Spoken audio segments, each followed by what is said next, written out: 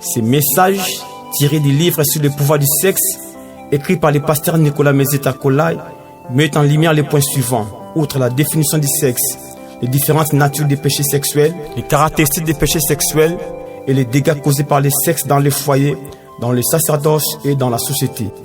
L'objectif de ces messages est de vous aider non seulement à saisir l'influence et le pouvoir dévastateur du venin du sexe qui se présente devant vous, non pour vous divertir, mais pour tuer sauvagement votre âme, détruire silencieusement votre destinée, salir votre réputation, infester votre esprit, empoisonner vos relations, pulvériser vos grâces et voler vos étoiles, mais également à comprendre la vanité des plaisirs de ce monde. Écoutez donc ces messages dans un esprit de profonde méditation et d'humilité. Le pouvoir du sexe, un puissant cancer redoutable. Le péché sexuel est une géante machine de guerre des dernières générations sataniques, un engin à forte capacité de destruction massive, capable d'atteindre les cibles héroïques et des vaillants soldats sémant la terreur dans les mondes des ténèbres, sans passer par les tempêtes de persécution. Ces horribles effets d'anéantissement, de dépouillement, d'assujettissement, d'égarement et de perdition éternelle sont d'actualité brûlante et sont palpables dans notre société contemporaine. La montée en force de l'esprit de l'iniquité licencieuse attise vivement les goûts de la nudité dans notre planète. Elle nécessite alors un traitement sérieux afin de permettre la victoire écrasante sur les œuvres charnelles. Définition du sexe. Le sexe est une force, un pouvoir, une puissance, une arme, une machine, une zone stratégique, une voie et un hôtel. Il est une force conquérante et d'attirance des plaisirs sensuels, capable d'essuyer tout l'être et de plonger multitude dans la condamnation éternelle. Il est un pouvoir de destruction, de domination et de condamnation des vies humaines. Le sexe est une puissance capable d'assujettir, de réduire des vies en cendres, de contaminer les esprits et d'établir les points de contact avec les forces des ténèbres. Il est une arme fatale et favorite des esprits démoniaques en ces derniers jours pour secouer des organisations, poignarder silencieusement la société, engloutir dans la misère les humains et vaincre les dernières poches de résistance de l'Église. Le sexe est une puissante machine de guerre destinée à anéantir cruellement des âmes. Il est également une zone stratégique potentiellement ciblée par divers démons en vue de mettre en exécution leurs plans dévastateurs et meurtriers, crible des esprits, plonger les humains dans les tourments, accélérer la dégradation de la société et tuer des âmes. Le sexe est une voie redoutable de contamination des esprits, un accès efficace de réclamation et d'établissement des pactes sataniques avec les forces obscures. C'est un hôtel, un site spirituel de transfert des esprits maléfiques et de contact avec les puissances du néant destinées à voler, à détruire et à égorger. Différentes natures de péchés sexuels. Le péché sexuel regorge en leur sein les intentions débauchées, les pensées sensuelles, les propos impudents, les idées immorales, les sentiments et les projets sexuellement déréglés, les regards adultères et tous les actes sexuels appelés débauche, englobant la fornication, l'adultère, la sodomie, l'autofellation, l'inceste, le sadisme, le masochisme, les pratiques sexuelles en groupe, les danses obscènes, les démarches séduisantes, les caresses érotiques entre les non-mariés, la pornographie, les baisers et les attouchements de nature sexuelle, harcèlement sexuel ou agression sexuelle, les viols, les péchés sexuels de participation, les envois de communications électroniques de nature sexuelle sous toutes leurs formes, les voyeurismes, la pédophilie et la bestialité. Les Saintes Écritures déclarent: nul de vous ne s'approchera de sa parente pour découvrir sa nudité. Je suis l'Éternel. Tu ne découvriras point la nudité de ton père, ni la nudité de ta mère. C'est ta mère. Tu ne découvriras point sa nudité. Tu ne découvriras point la nudité de la femme de ton père. C'est la nudité de ton père. Tu ne découvriras point la nudité de ta sœur, fille de ton père ou fille de ta mère. né dans la maison ou né hors de la maison, tu ne découvriras point la nudité de la fille de ton fils ou de la fille de ta fille, car c'est ta nudité. Tu ne découvriras point la nudité de la fille de la femme de ton père, née de ton père, c'est ta sœur. Tu ne découvriras point la nudité de la sœur de ton père, c'est la proche parente de ton père. Tu ne découvriras point la nudité de la sœur de ta mère, car c'est la proche parente de ta mère. Tu ne découvriras point la nudité du frère de ton père. Tu ne t'approcheras point de sa femme, c'est ta tante.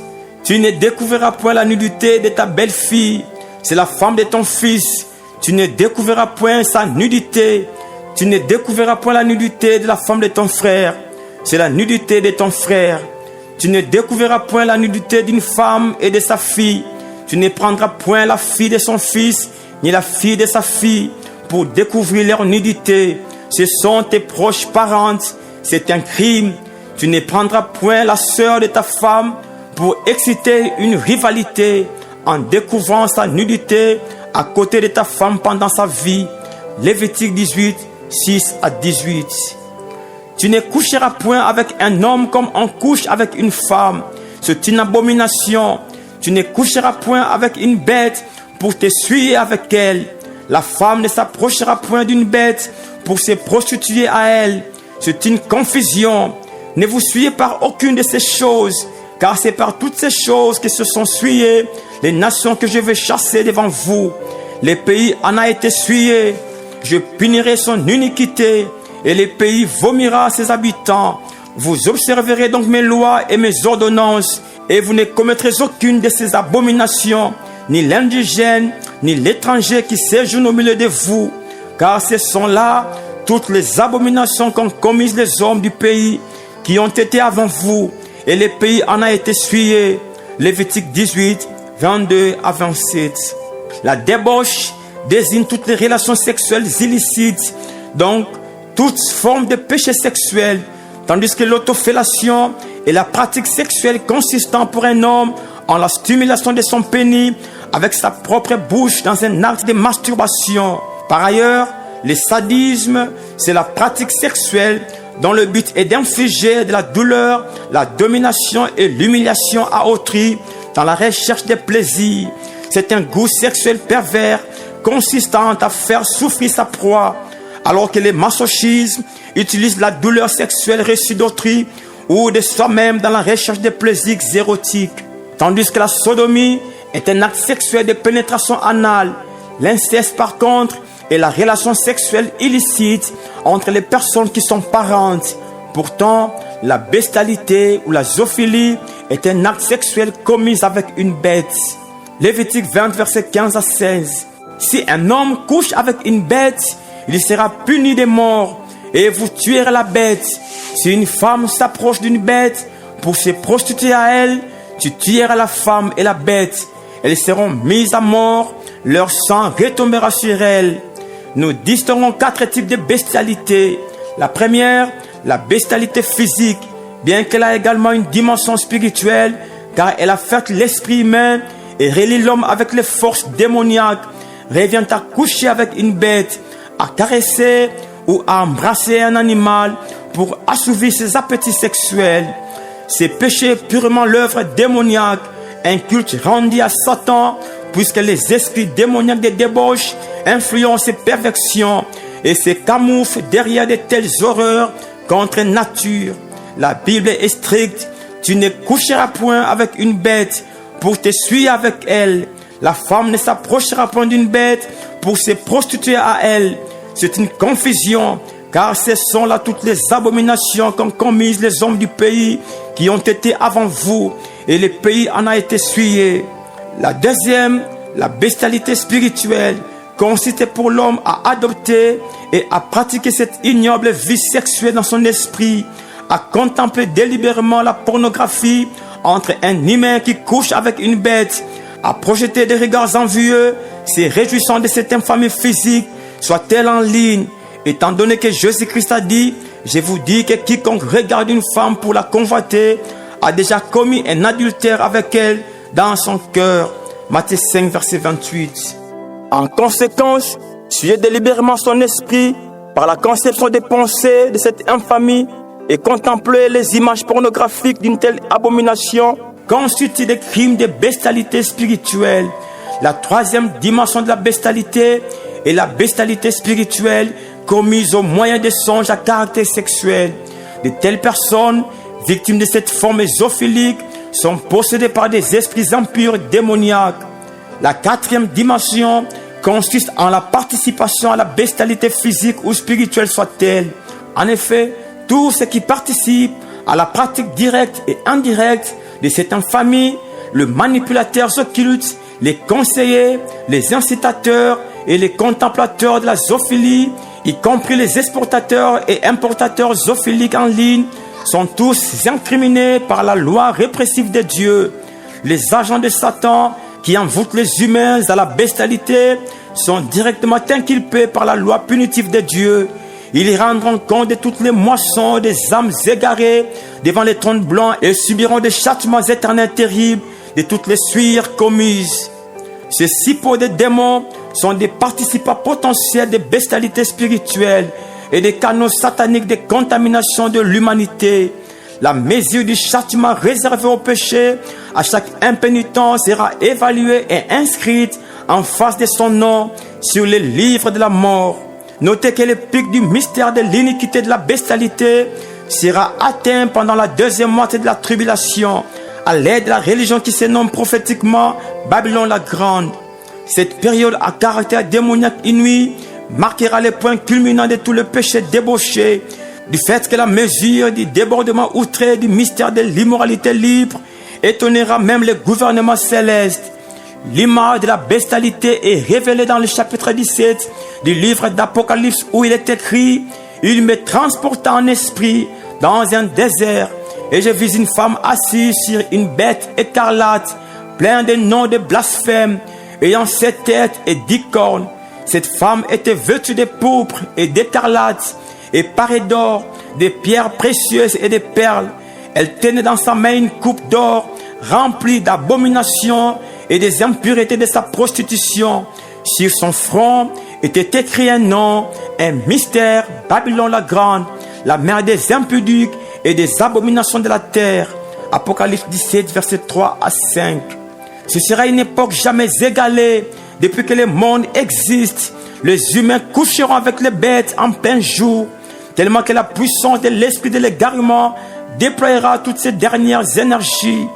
Il est évident que de notre époque, les hommes se sont enfoncés si lamentablement dans la zone rouge de l'iniquité zoophilique, à tel point que les héritages sont légués légalement aux bêtes et la cruauté sexuelle a atteint un niveau si phénoménal, au point que les femmes prises en otage par les kidnappeurs sont livrées contre leur gré aux actes de bestialité. Notre planète est sourde d'une immoralité sexuelle étonnante et impensable. En rapport avec l'homosexualité, notons que les homosexuels, qui désignent littéralement des hommes dans le lit conjugal, sont des transgresseurs du 7e commandement qui interdit tous les rapports sexuels extra-conjugaux. L'homosexualité était la caractéristique de la vie de Sodome, dont les habitants étaient enflammés de désirs sexuels inouïs, prêts à coucher même avec les anges qui avaient pris les corps humains. Genèse 19, versets 4 à 5. L'homosexualité constitue un crime sexuel contre nature. Elle est pure et simplement inspirée par les démons qui font usage de toute leur puissance et de toutes leurs astuces pour envoûter et posséder les humains à commettre de telles abominations. Ces péchés odieux marchent côte à côte avec le spiritisme, la sorcellerie et l'enchantement. Et c'est en échange des richesses temporaires de ces siècles que plusieurs concèdent à patauger dans son fleuve mortel. À l'heure actuelle, l'homosexualité fait rare dans le milieu professionnel, culturel et occulte par ceux qui participent avec les forces du néant en vue d'acquérir la gloire mondaine. Ce crime est une monnaie courante exigée par le monde spirituel comme condition indispensable d'accession aux avantages de ce monde confus. L'homosexualité excite et accélère la colère divine. Néanmoins, le cœur irrégénéré cherche toujours à l'excuser. La société des mondaines s'expose malheureusement à ces crimes. Tolérés par certains gouvernements du monde, L'homosexualité plonge dans la détresse les âmes assujetties, accable excessivement ses otages, suit les esprits, détruit tristement les vies, déforme diaboliquement la morphologie de ses victimes et provoque l'incitation des dégoûts du sexe opposé. Fâcheusement, à l'heure actuelle, les mariages des homosexuels sont célébrés dans les églises. Les partisans de ces abominations n'opèrent plus en cachette. Ce sont des véritables tuyaux d'anéantissement des étoiles, des voies d'accès aux maris esprits, des prisons de condamnation éternelle des âmes, des tombes sûres acquises à l'avance, des moyens d'établissement des alliances obscures avec les forces des ténèbres, des hôtels sataniques des dernières générations modernisées, destinés à consolider des points de liaison avec les démons débauchés. Ces homosexuels sont des présences spirituelles exportant des démons dans les foyers ignorants. Leurs lits sont spirituellement souillés, car ils sont des ports de liaison avec les esprits. Ce sont des malédictions omniprésentes au milieu des innocents. Caractéristiques des péchés sexuels. Le péché sexuel se caractérise par leur attirance, leur tromperie, leur asservissement, leur perfection, leur destruction, leur culpabilité et sont donc cumulatifs. L'attirance sexuelle est exceptionnellement troublante et puissante. Remarquez Amon, fils de David, qui était si tourmenté par son amour pour sa demi-sœur Tamar, qu'il en est devenu malade. La Bible dit, Amon était tourmenté jusqu'à se rendre malade à cause de Tamar, sa sœur, car elle était vierge, et il paraissait difficile à Amon de faire sur elle la moindre tentative. Amon avait un ami nommé Jonadab, fils de Shiméa, frère de David, et Jonadab était un homme très habile. Il lui dit, « Pourquoi deviens-tu ainsi chaque matin plus maigre, toi fils de roi? Ne veux-tu pas me le dire ?» Amon lui répondit, « J'aime Tamar, sœur d'Absalom mon frère. » Jonadab lui dit, « Mets-toi au lit et fais-le malade. Quand ton père viendra te voir, tu lui diras, « Permets à Tamar, ma sœur, de venir pour me donner à manger. Qu'elle prépare un mets sous mes yeux, afin que je le voie et que je le prenne de sa main. » Amon se coucha et fit le malade. Les rois vinrent le voir, et Amon dit au roi, « Je t'ai pris que Tamar, ma sœur, vienne faire 2 gâteaux sous mes yeux, et que je le mange de sa main. » De Samuel 13, versets 2 à 6. Comme elle lui présentait à manger, il la saisit et lui dit, « Viens, couche avec moi, ma sœur. » Elle lui répondit, « Non, mon frère, ne me déshonore pas, car on n'agit point ainsi en Israël. Ne commets pas cette infamie. Où irai-je, moi, avec ma honte? Et toi, tu seras comme l'un des infâmes en Israël. Maintenant, je te prie, parle au roi. Il ne s'opposera pas à ce que je sois à toi. » Mais il ne voulut pas l'écouter. Il lui fit violence, la déshonora et coucha avec elle. 2 Samuel 13, 11 à 14. L'iniquité amoureuse semble belle, agréable, promet le plaisir et la satisfaction, mais à la fin, elle est amère comme l'absinthe, aiguë comme un glaive de tranchant. Ses pieds descendent vers la mort, ses pas atteignent le séjour des morts, et sa destinée la tombe et l'enfer. Prenons le type de Samson et considérons son extinction malheureuse. Bien qu'il mourût en héros, mais il écouta déplorablement sa vie, qui fut déchirée tristement à cause des délices sexuels, des charmes de Delilah. Il est l'image de ceux qui échangent leur héritage contre les ravissements du sexe, qui hypothèquent leur destinée en échange de la jouissance sensuelle. Ils sont prêts à trahir l'alliance divine pourvu d'acquérir la satisfaction passagère du sexe, de s'accaparer des richesses mondaines et d'améliorer leur position sociale dans un univers en pleine compétition, à sacrifier les générations futures contre l'ivresse sexuelle. Voyez, une ère de faiblesse a abouti à la crevaison de ses yeux, à la perte de son trône et à submerger les siens dans la désolation perpétuelle, donc dans les déclins. Juge 16, 5 à 31, Juge 17, verset 6. Tellement il était fragile aux pulsions sexuelles, il succomba devant une femme qui ne possédait aucune lance de guerre, aucun char de combat, sinon l'arme fatale et silencieuse du sexe. Elle a mis en jeu sa beauté, elle s'est dandinée devant sa victime et l'a caressée avec ses douces mains. Le sexe est trompeur, puisqu'il n'apporte jamais ce qu'il promet. Il offre une grande satisfaction, mais procure une gigantesque désillusion. Il prétend être la vie, pourtant il est l'un des sentiers larges de la mort. Ceux qui y sont impliqués s'enfoncent de plus en plus dans l'abîme des ténèbres, de la malédiction et de la condamnation. Le péché sexuel a servi. Aucun péché n'a servi comme le péché sexuel. Plus vous lui cédez, plus il vous domine, vous contrôle et vous écrase sans pitié et vous plonge dans la culpabilité dévorante. Le péché sexuel perverti, il change de bien en mal, bascule la bénédiction en malédiction, sème la confusion, de nature l'homme en changeant négativement son identité spirituelle, altère leur réputation, détruit les consciences et infecte les intelligences, trouble la sécurité et la paix, corrompt les vies et les mœurs et sombre dans le chaos. Ces péchés pervertissent les plans divins pour le corps qui est le temple du Saint-Esprit, expulse la gloire divine, détruit la force de résistance spirituelle des héros de la foi, brise leur endurance, arrête l'élan de la course d'un athlète spirituel, éteint la flamme de l'esprit, retarde les programmes divins et engendre des malheurs en cascade. L'immoralité sexuelle détruit beaucoup plus que la drogue, l'alcool et beaucoup plus que les crimes. Le sexe, c'est l'invitation sans protocole adressée aux esprits de destruction et de mort. Ces ravages touchent tous les domaines. Ces flèches séductrices n'épargnent personne, puisque le sexe ne craint ni votre statut social, ni votre position, ni votre degré d'onction. Quand il envahit l'homme, il devient sa religion dominante. Ses rayons se répandent jusqu'aux contrées les plus éloignées. Le péché sexuel sont des péchés cumulatifs, puisqu'ils entraînent inévitablement une succession de divers péchés, ne font qu'aggraver davantage les appétits sexuels continus, marchent de pair avec le spiritisme, la sauvagerie, la cupidité, l'hypocrisie, alimentent et donnent naissance à d'autres violations des lois divines. Souvent, ils s'accompagnent avec les mensonges, l'hypocrisie, le meurtre, l'idolâtrie et la jalousie. En jouant sur la jalousie, bien des partenaires ont partisé avec les démons pour préserver mystérieusement leurs relations intimes.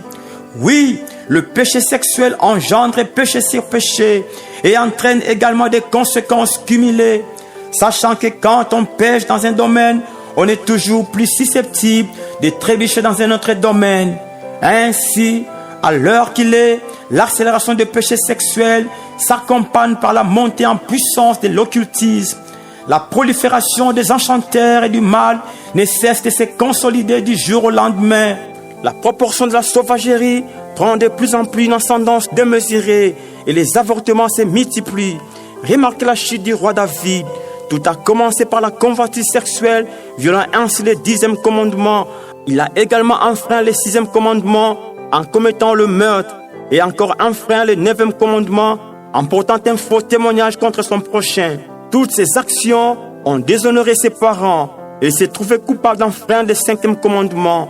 En plus, il a méprisé les Tout-Puissants, de Samuel 12, verset 10, en enfreignant les commandements divins qui incitent à l'aimer de tout notre cœur, de toute notre force et de toute notre âme.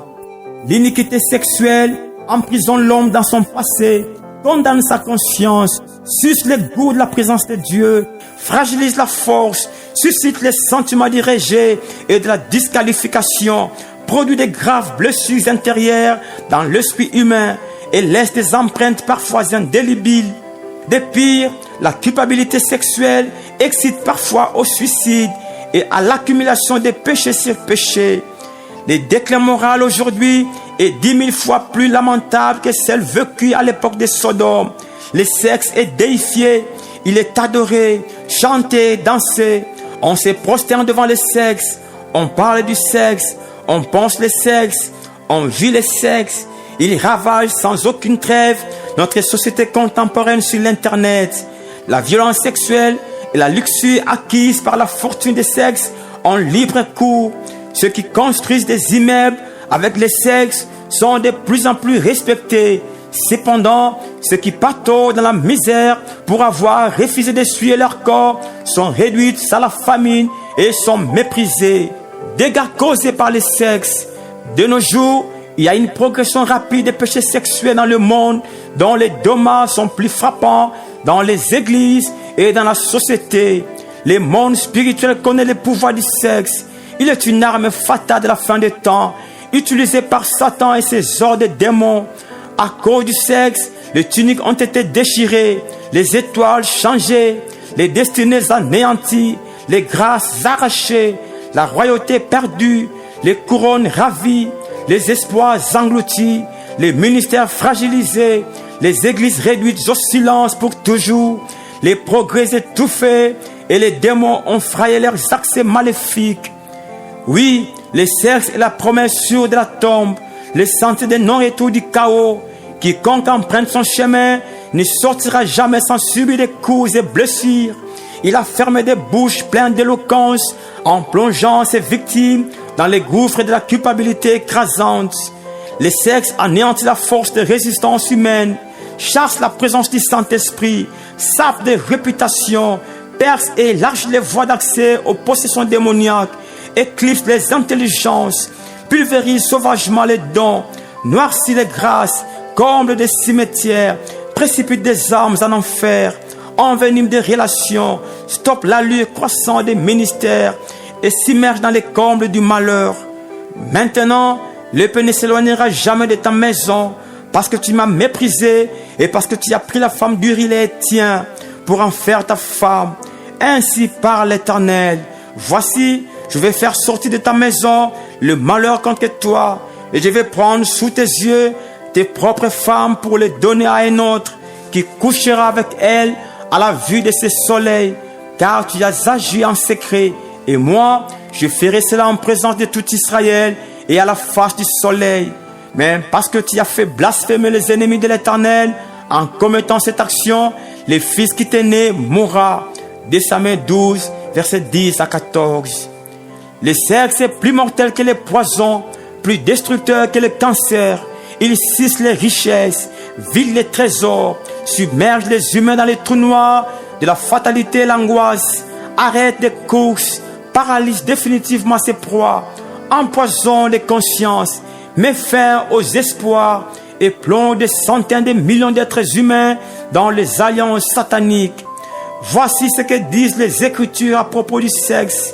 Ils te traiteront avec haine, ils enlèveront toutes tes richesses et te laisseront nu, entièrement nu. La honte de tes impudicités sera découverte, de tes crimes et de tes prostitutions. Ézéchiel 22, verset 29. Voyez, à cause du sexe, des vies sont en ce moment désorientées. Des lendemains qui auraient pu être meilleurs sont plus qu'à jamais rongés. Des promesses sont annulées. Des héritages sont dilapidés. Luc 15, 13 à 14. Des âmes infestées, des foyers endommagés, des richesses emportées pour toujours, des vies ruinées et des sommeils sont à jamais tourmentés. Le sexe est la cause des blessures intérieures difficiles à guérir. Il est la cause de l'engendrement des conflits conjugaux, familiaux et sociaux, de la réduction de plusieurs générations en servitude. Des progénitures sont sacrifiées sous les autels des démons de sécurité, des richesses et des puissances à cause de ces veines mortelles du sexe qui, de surcroît, a renversé les édifices, englouti les torrents pleins de cantiques, dévoré la paix, facilité l'invasion des esprits séducteurs, dévastateurs et meurtriers, ravagé des territoires et rasé complètement les cités. Dina, la fille que Léa avait enfantée à Jacob, sortit pour voir les filles du pays. Elle fut aperçue de Sichem, fils de Hamor, prince du pays. Il l'enleva, coucha avec elle et la déshonora. Le 3e jour, pendant qu'ils étaient souffrants, les 2 fils de Jacob, Siméon et Lévi, frères de Dina, prirent chacun leur épée, tombèrent sur la ville qui se croyait en sécurité et tuèrent tous les mâles. Ils passèrent aussi au fil de l'épée Hamor et Sichem son fils. Ils enlevèrent Dina de la maison de Sichem et sortirent. Les fils de Jacob se jetèrent sur les morts et pillèrent la ville parce qu'on avait déshonoré leur sœur. Genèse 34, 1 à 27. Des vaillants héros ont été réduits au silence. Des visions déraillées à cause du sexe, qui a autant provoqué la déviation des trajectoires de vie et suscité des malédictions, selon qu'il est écrit: maudit soit celui qui couche avec la femme de son père, car il soulève la couverture de son père. Et tout le peuple dira: Amen. Maudit soit celui qui couche avec une bête quelconque. Et tout le peuple dira: Amen. Maudit soit celui qui couche avec sa sœur, fille de son père ou fille de sa mère. Et tout le peuple dira: Amen. Maudit soit celui qui couche avec sa belle-mère. Et tout le peuple dira: Amen. Deutéronome 27, versets 20 à 23. À cause du sexe, plusieurs sont sacrifiés et condamnés sous les autels des démons, afin de servir aux desseins éternels du prince de l'air. Des vies ont été soumises à la vanité, mystérieusement asservies à un degré d'immoralité sexuelle démesuré, jusqu'à ce qu'elles soient totalement rasées et réduites en cendres. D'autres furent cruellement lapidées, ont subi la pendaison, sont brûlés vives et enterrés vivants. Lévitique 20, versets 13 à 14. Si un homme couche avec un homme, comme on couche avec une femme, ils ont fait tous deux une chose abominable. Ils seront punis de mort. Leur sang retombera sur eux. Si un homme prend pour femme la fille et la mère, c'est un crime. On le brûlera au feu, lui et elle, afin que ce crime n'existe pas au milieu de vous. Tu ne découvriras point la nudité de la sœur de ta mère, ni de la sœur de ton père, car c'est découvrir sa proche parente. Ils porteront la peine de leur péché. Si un homme couche avec sa tante, il a découvert la nudité de son oncle. Ils porteront la peine de leur péché. Ils mourront sans enfant. Si un homme prend la femme de son frère, c'est une impureté. Il a découvert la nudité de son frère. Ils seront sans enfant. Lévitique 20, 19 à 21. La tragédie de notre époque, c'est que les églises sont dirigées par les hommes séduits et laminés par le sexe, incapables de prêcher le renoncement des péchés sexuels, puisque leurs bouches, jadis pleines d'éloquence, sont désormais liées avec des chaînes pesantes de la culpabilité. Leur conscience les pulvérise imputablement du fait que les abominations sensuelles commises aussi constamment dans leurs esprits souillés. Secte, le sexe est plus dangereux que les baisers de Judas. C'est le trou noir de l'anéantissement des lendemains meilleurs, limitant et crucifiant les puissants prédicateurs dans le message plaisant aux oreilles, en les introduisant brutalement dans la voie de l'impossibilité de prêcher la sainteté sensuelle. Le sexe, c'est la force redoutable qui tord la doctrine de la grâce en dissolution. C'est la voie boueuse de l'humiliation et de l'anéantissement brutal. Il est à la base de la prolifération des maladies sexuellement transmissibles. Il a enfoncé les vies dans la misère, condamnant bien des gens à des morts mystérieuses provoquées par la sorcellerie, l'enchantement, l'envoûtement, les sortilèges et la magie.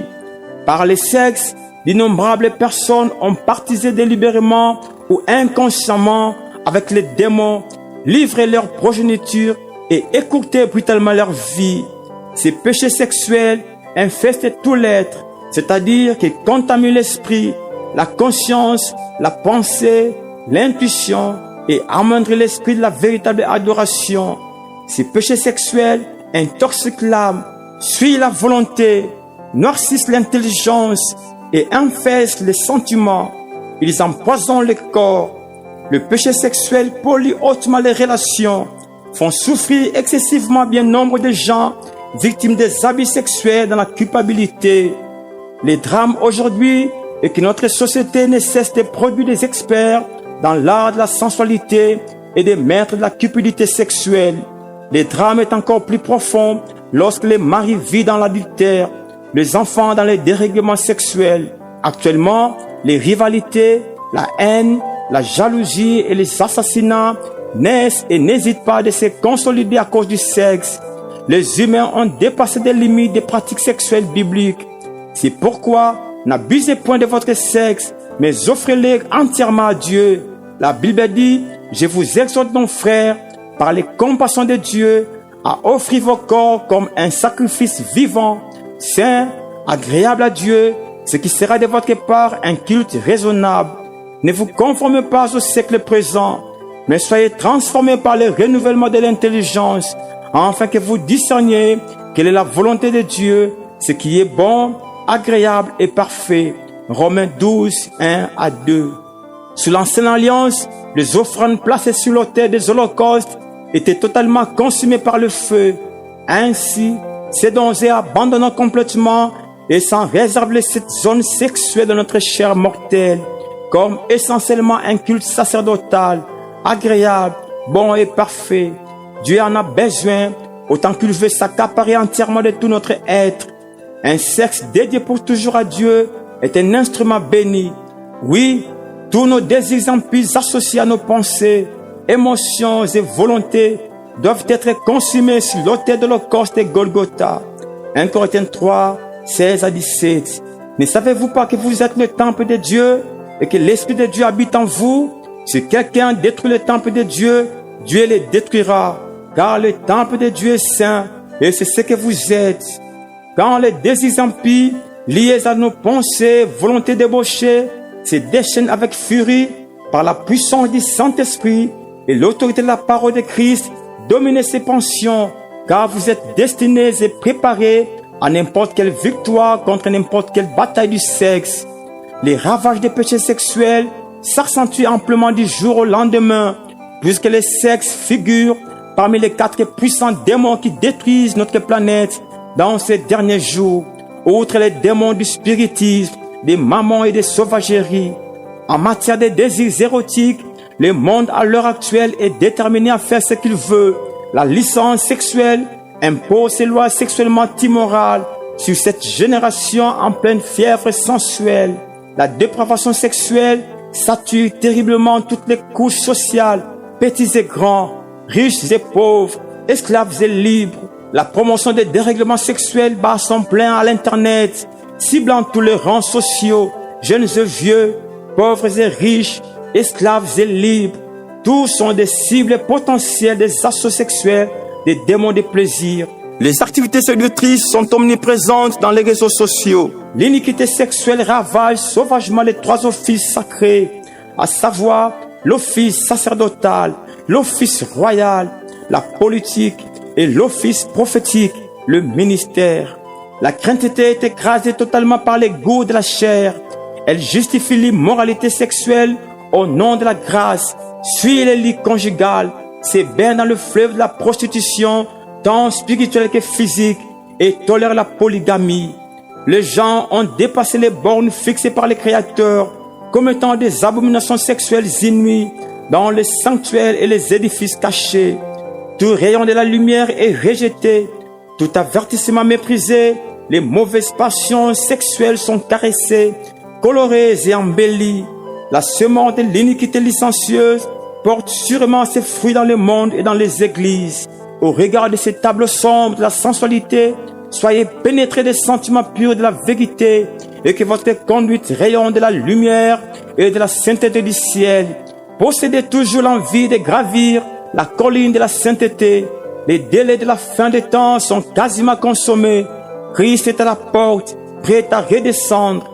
S'aimer une vie de renoncement aux appétits sexuels, en dépit des assauts omniprésents des flèches impudiques qui nous menacent continuellement.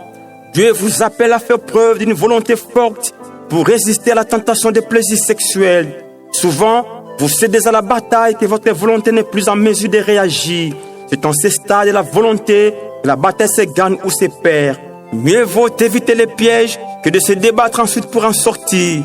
Si vous ne résistez pas et si vous vous laissez entraîner sur une voie glissante, tôt ou tard, vous devez en subir les conséquences.